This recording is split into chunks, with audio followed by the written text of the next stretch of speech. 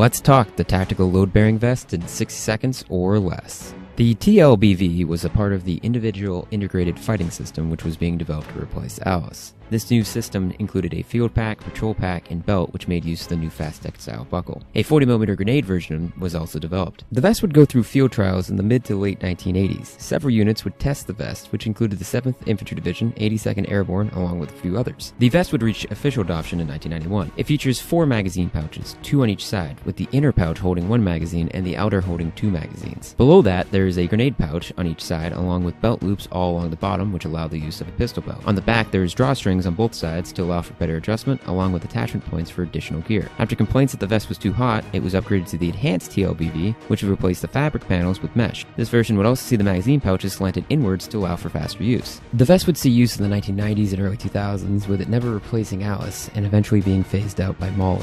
That's all, thanks for watching.